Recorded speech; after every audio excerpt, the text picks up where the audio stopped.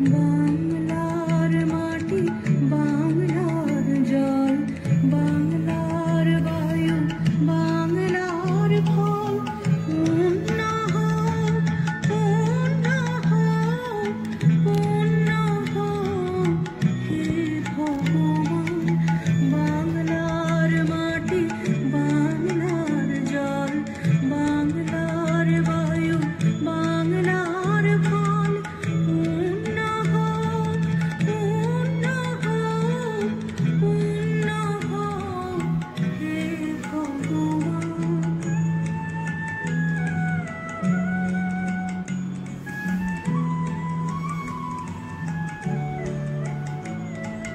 বাংলার ঘর, বাংলার হাট, বাংলার মন, বাংলার মাঠ, বাংলার ঘর, বাংলার হাট, বাংলার মন, বাংলার মাঠ, পূর্ণ হোক, পূর্ণ হোক, পূর্ণ হোক হে ভগবান। বাংলার মাটি, বাংলার জল, বাংলার বায়ু, বাংলার ফল, পূর্ণ হোক, পূর্ণ হোক, পূর্ণ হোক হে ভগবান।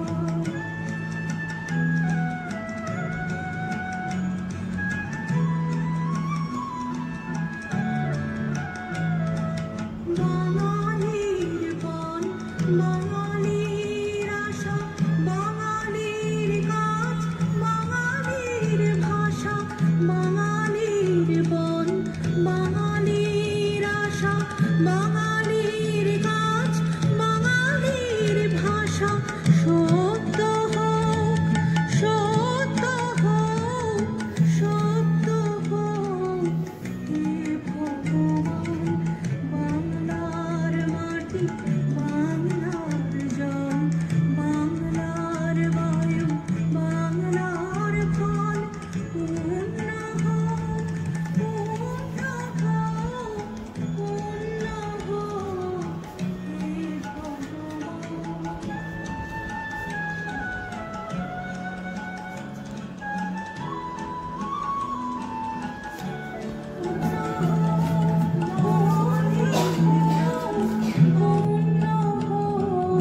হে ভগবান। বাংলার মাটি, বাংলার জল, বাংলার বায়ু, বাংলার ফল, পূর্ণ হোক, পূর্ণ হোক, পূর্ণ হোক হে ভগবান।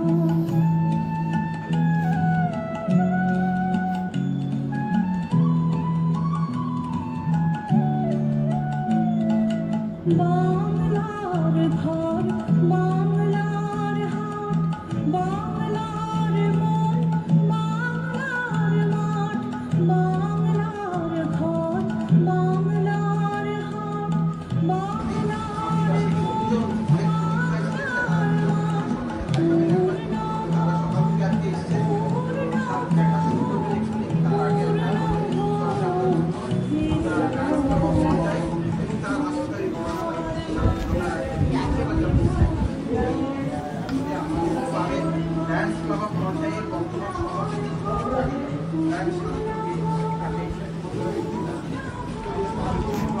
পূর্ণ হোক হে ভগবান।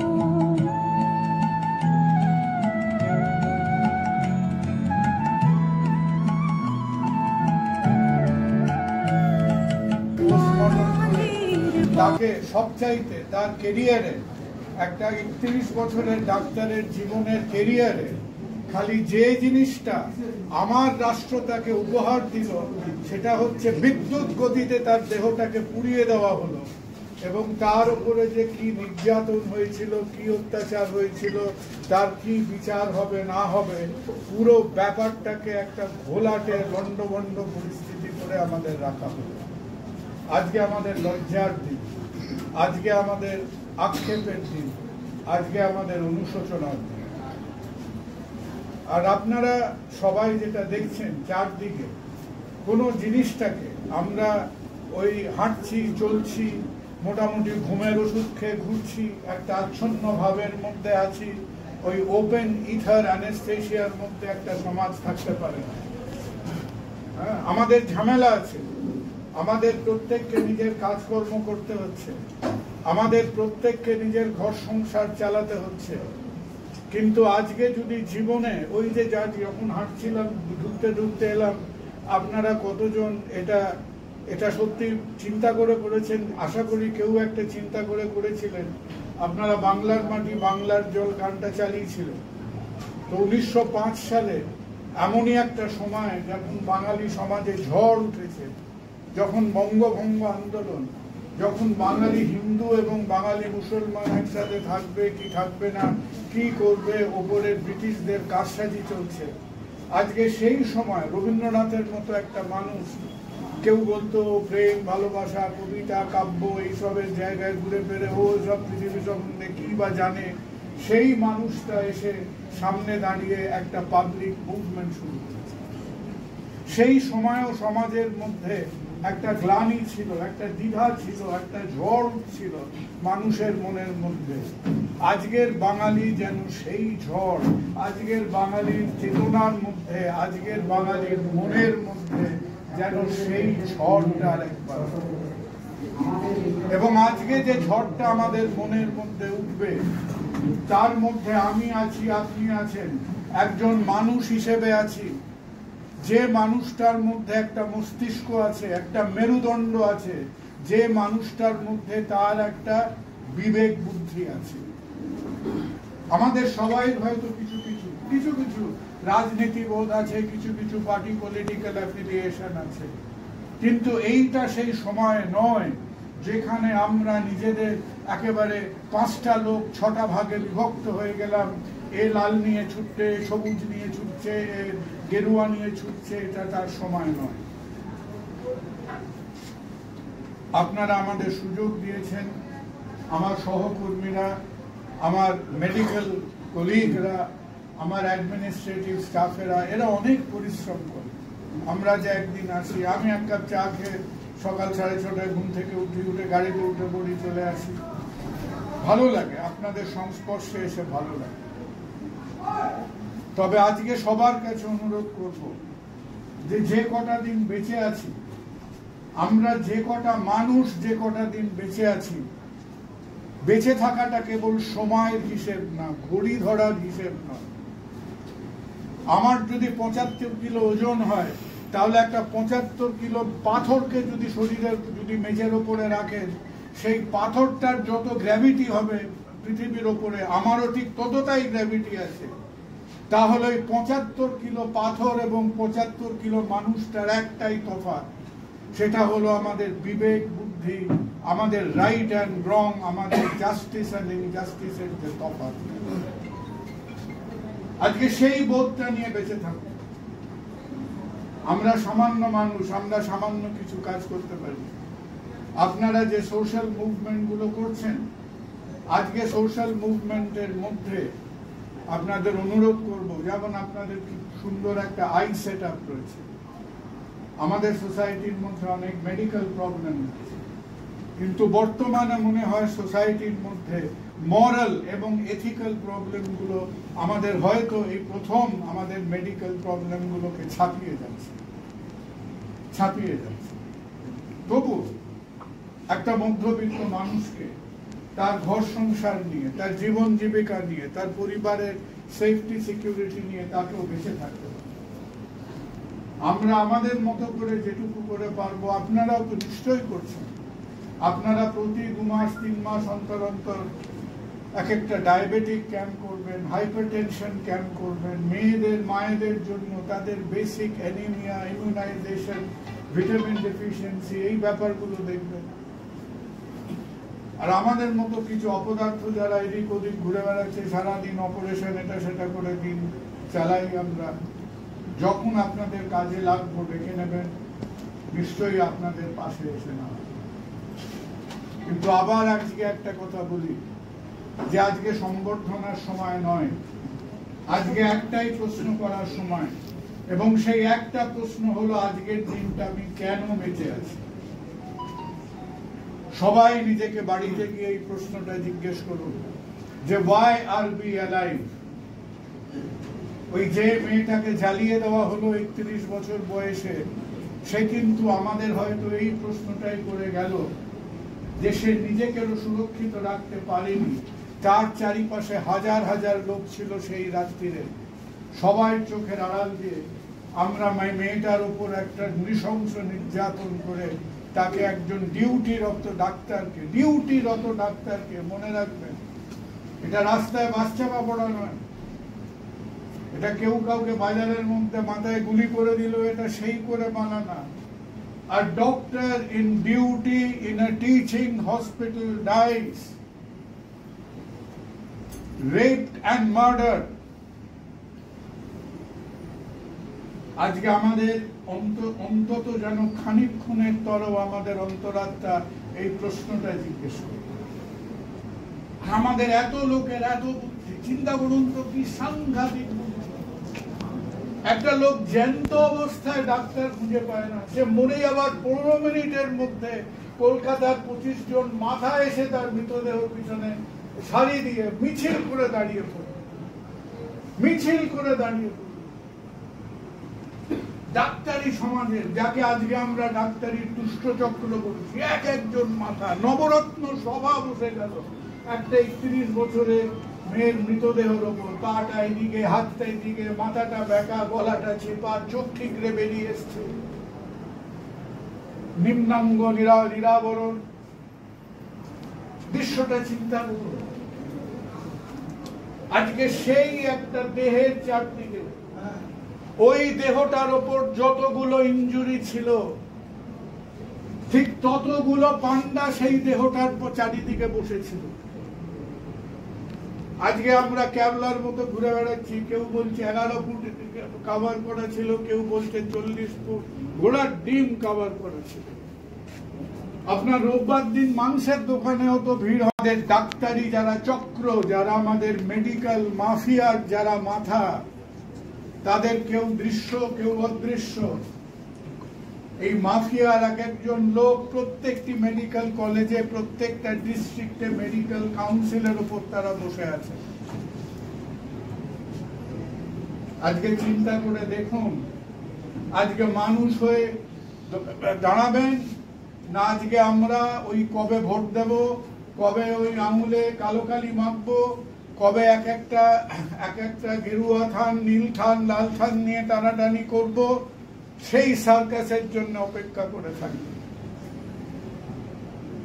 আজকের এই প্রশ্ন, আজকের এই মুভমেন্ট যদি আমরা করতে না পারি, মনে রাখবেন আজ থেকে যে কটা দিন বেঁচে থাকবেন রাতে ঘুমোতে পারবেন না।